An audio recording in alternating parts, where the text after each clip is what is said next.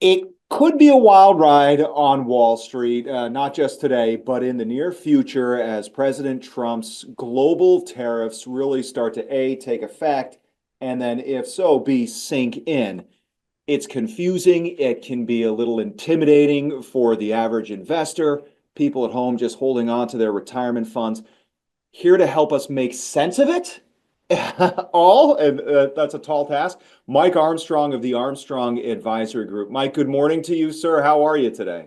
I'm doing well. It's been a while coming, a lot of anticipation for yesterday's announcements, and it's now just starting to sink in, I think, on Wall Street.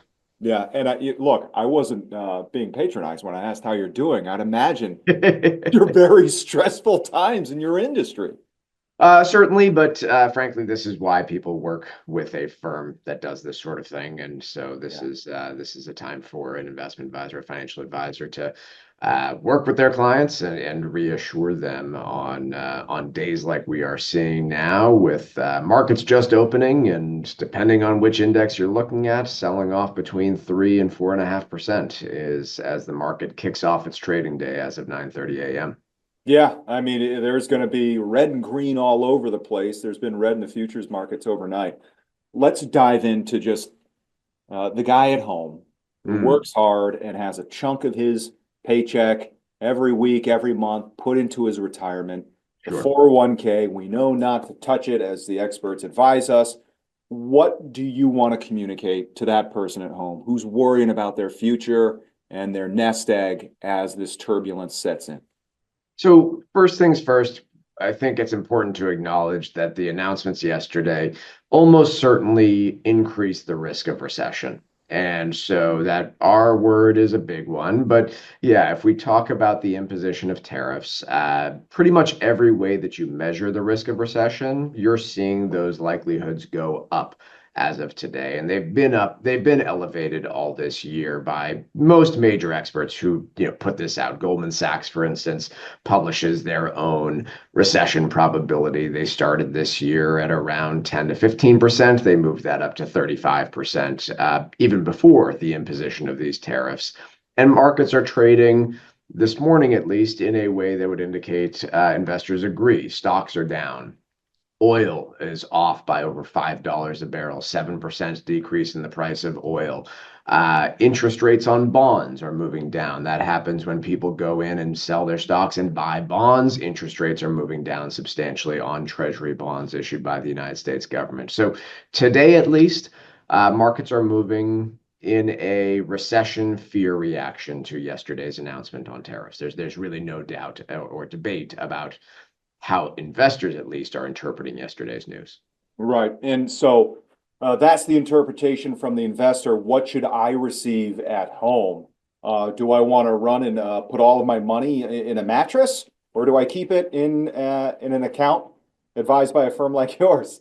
Always tough to say, place by place, investor by investor. I doubt that the literal mattress is the best place for it. But for most people, most of the time, it doesn't make a ton of sense to react to this. I always put myself in somebody's shoes, though, and always try and ask myself in moments like this, did I have a conversation with myself if I manage my own portfolio, or the professional who does if I have it managed by somebody else, about the possibility of recession and what I would be doing in that event, how I would be weathering through that market downturn that usually accompanies one of those. So, do I feel prepared for this type of market volatility in some way, or did this catch me blindsided? I think those are important questions to ask yourself and answer. And if the answer is no, I feel pretty unprepared for it, then maybe that's time to not make sweeping changes, but at least look into what you're doing right now.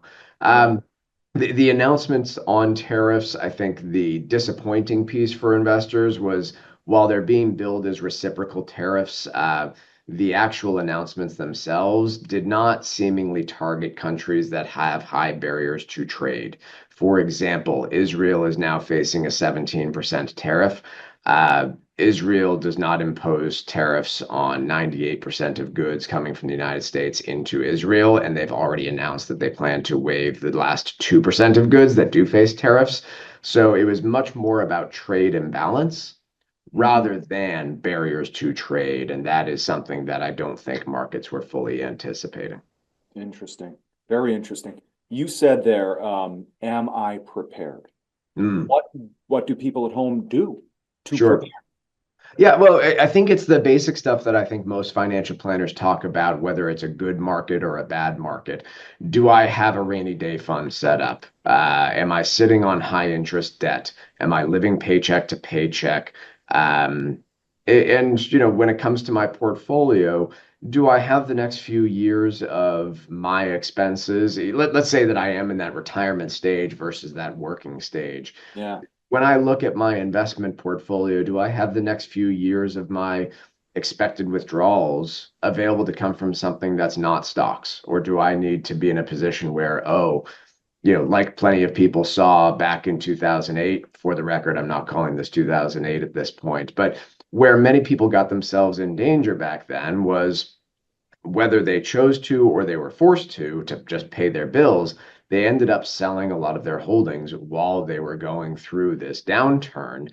And that's the piece that's almost impossible to recover from long term is if you choose to or are forced to sell when stocks are down, then that can do lasting damage rather than just being able to weather the storm and ride it out. Yeah, interesting. So what I'm hearing from you is, those day-to-day expenses, try to buttress yourself against that overspending as much as possible. And then you're saying, if possible, with your investments, have patience. Is that what the message I'm getting? Possible. Yeah, Yeah, I think there's good lessons out there in the real world.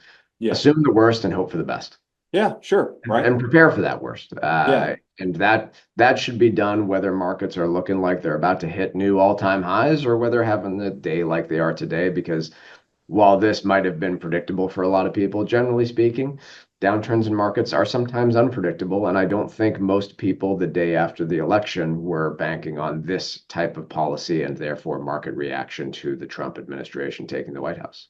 yeah. I mean, it's been very swift. That much is for sure.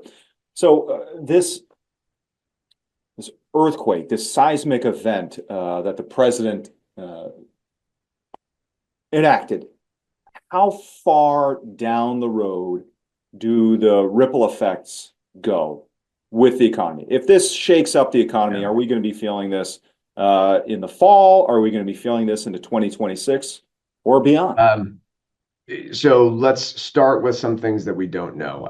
First of all, pieces that we know.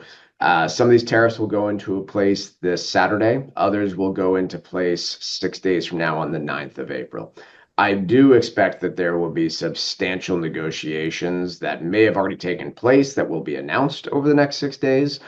And could lessen the effect of these tariffs on certain countries. I think that is very, very likely, especially given commentary from Treasury Secretary Scott Bessent that we saw after the announcement yesterday. So don't necessarily take what we are seeing right now as the rules of the road, because I think the rules are going to change a little bit.